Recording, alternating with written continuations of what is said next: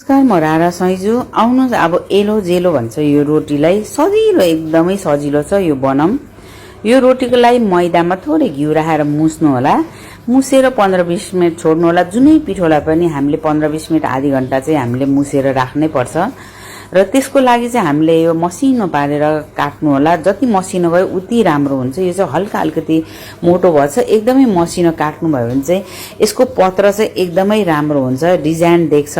र यसलाई चाहिँ हामीले तेलमा तार्दा चाहिँ मजाले बिस्तारै यो माथिको चाहिँ नछुटोस् च्याप्नु होला। च्यापेर यसलाई छेउछेउमा चाहिँ काटेर मजाले च्याप्नु, नभए पत्र टुक्रिन्छ। र यसरी हामीले च्यापिसकेपछि हामीले तेल तातेपछि यसरी राखेर चाहिँ हामीले एकछिन नचलाउने, त्यसपछि बिस्तारै यसलाई चलाएर चाहिँ बिस्तारै छुट्टायो भने चाहिँ पत्र देखिन्छ, नभए पत्र देखिन डल्लो पर्छ। र हामीले यसलाई तारिसकेपछि नमकिनलाई जस्तै हामीले गर्ने हो। यो नमकिन जस्तै यसरी अलिकति हल्का रातो भएपछि हामीले गर्ने। यसलाई चाहिँ चास्नी बनाएर माथिबाट दल्न पनि मिल्छ।